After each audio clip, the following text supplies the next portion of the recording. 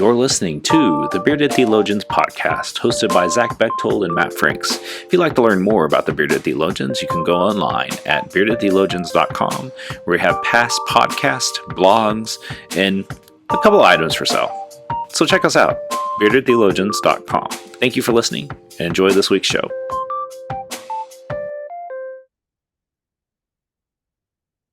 You're listening to the Bearded Theologians podcast, hosted by Matt Franks and Zach Bechtold.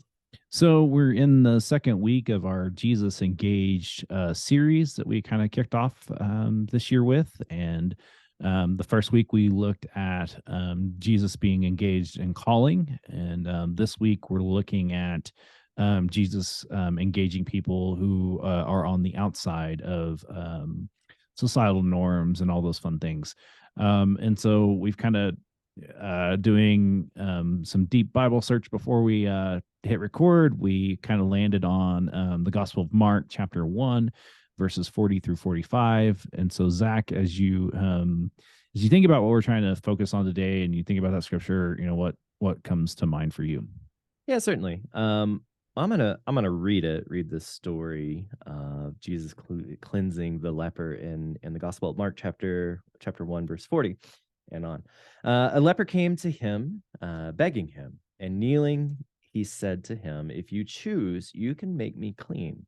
Moved with pity, Jesus stretched out his hand and touched him, and said to him, "I do choose. Be made clean." Immediately, the leprosy left him, and he was made clean. After sternly warning him, he sent him away at once, saying to him, "See that you say nothing to anyone, but go, show yourself to the priest, and offer for you cleansing what Moses commanded as a testimony to them." But he went out and began to proclaim it freely and to spread the word, so that Jesus could no longer go into town openly, but stayed out in the country, and people came to him from every quarter. We kind of set out thinking of what are the stories of how Jesus engaged outsiders, and some of the stories that we don't talk about very often. And we landed on this one because I don't think we talk about this one. It's probably, I don't know, it's not one that comes up a ton. There's other sexier healing stories from Jesus. But this one, I mean, it's early in the Gospel of Mark. I mean, and we all, maybe we don't all know, if you're not familiar with the Gospel of Mark, Jesus gets to business. The writer of Mark doesn't waste any time letting Jesus be Jesus, and this is a beautiful story of that. And I think the thing that fascinates me the most, one, this guy has leprosy. He's been outcast and exiled to the edges of the city because he has been deemed unclean by the law, and so people cast him aside for that, so that they would not come in contact with him, and they themselves be deemed unclean. And so not only does Jesus interact with this outsider, but I'm fascinated by the conversation, or by the interaction that this guy with leprosy, this outsider, has with Jesus, and his question of, "If you choose, you can make me clean." And Jesus' response is, I do choose. Go be made clean. I think that's a really interesting interaction, especially in regards to the other healings and miracles that we see throughout the Gospels. It's often people coming on the behalf of others. Heal this person, heal my son. People are digging holes or breaking open roofs and lowering people down. You know, there's lots and lots of things. But this one seems to hit a little different, of this man, he himself coming and advocating and essentially telling Jesus, "If you want to do this, you can do it." And I think that's a really, I don't know, I just think there's a lot of conversation there within that. What are your thoughts, Matt? Well, it actually drew me back to Leviticus 13 and 14, and looking at the text of cleanliness in regards to skin diseases. And in essence, it was the priest that made the final decision. Right. And so here we have this person who has been defined by a priest as unclean, whether they had like a skin disease, you know, whatever their skin disease was. We can only we the traditional text in Mark, if you were looking at like the King James and like some other texts would say leprosy, and we're not for sure if this is leprosy or just eczema or like Right. it'd be hard. It's a very broad statement. It's like when you say you have a cold and it's really allergies. I mean, there's or I mean, I guess now we can say COVID. What variant of COVID do you have? But it's the religious authorities that have outcasted this man. Right. And in a lot of the gospels, you'll notice that's usually the case. That they were deemed unclean by society. It wasn't that they were uncleanly people, because we don't know this man's approach to life and those sort of things. We just his know hygiene routine. Yeah, I mean, we don't watch him bathe. Right. It's on him. And so you have this man who is societally unclean, comes to Jesus, and Jesus,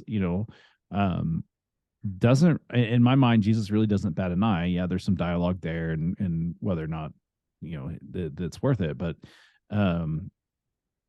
it was one of those things where because this is the first one, this one led Jesus to definitely being himself an outsider. So the moment, which I think is a great cautionary tale for all of us that when we minister to those on the outside, be prepared to be pushed out by the religious people on the outskirts. And you and I both can share stories where we've seen that not only in our ministries but in colleagues ministry as well. And I think that it's a good reminder that our call is not only to go out to those who are outsiders, but to realize that call is then also to recognize that if you're gonna do this, this is what's gonna happen. Right. Yeah. If we learn anything from Jesus, right, is if you push the societal norms beyond what people understand or prescribe to, yeah, it's going to make you yourself an outsider as well. And that's something I'm really fascinated about Jesus. Is obviously he's Jesus, but he navigates that really well. And so much so that even when he gets in trouble, even when the religious leaders and folks push back against that, whether it's something like this, healing the outsider, healing the guy with leprosy being then deemed unclean himself, or working on the Sabbath, or any of the number of things Jesus pushes back on in regards to the law and the way that society treats people, he navigates that so well in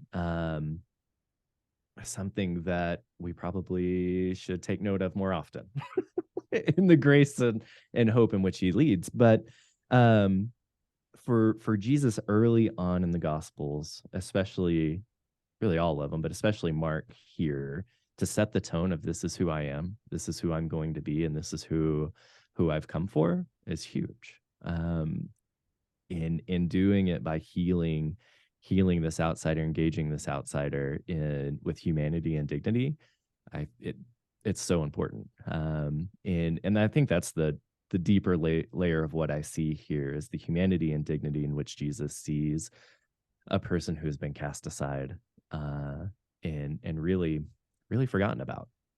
And I appreciate that. And I think the leper sees it here in these moments of seeing Jesus for who he is and asking the question, you can do this if you want, if you choose to. And Jesus is like, yeah, man, let's go. Knowing full well what the consequences are. Yeah. And I think it's you definitely lifted up the Gospel of Mark as being a fast-paced deal, so Jesus doesn't mess around. And even in the story, he doesn't really fool around. He just let's get at it. But yeah, let's do it. He also does the one thing that I love, how it makes people mad, and he's like, don't tell anybody. Don't tell anyone. And obviously that takes well, because it literally says that he's like, nope, he didn't do that. Right. He started talking freely and spreading the news, so Jesus wasn't able to enter town. 95% of the time, that's what it is. Jesus does something and don't tell anyone, and that person runs and goes and tells everyone, which is very it's a very Markan theme in the Gospel of Mark to say, all right, just don't tell anybody where you got this, and we'll be good. And then what happens? That's which I think is one of the reasons why I love it, is because, I mean, how many times we're like that's the case? It's like something good's happening. We're like, I don't want anybody else to know because I don't want anybody else more to come. And then, right. then you're overwhelmed. Yeah. And then we spend our days and Sundays going, please go tell someone. Yes. Tell anyone. Yes. Please. One person. That's all. So with that in mind, feel free to like us, share us, comment back on us what you think of how Jesus engages outsiders. And yes, there is plethora of conversation around that. Yes. And we'd be glad to have that with you. And so for the Bearded Theologians, I'm Matt Franks. I'm Zach Bechtold. Thanks for checking us out. Guys, I want you to subscribe and like this video and push that thumbs up. Thank you for listening to the Bearded Theologians podcast. Don't forget to like, subscribe, and share on all social media outlets. You can check out old episodes and more information at beardedtheologians.com. Thanks for checking us out.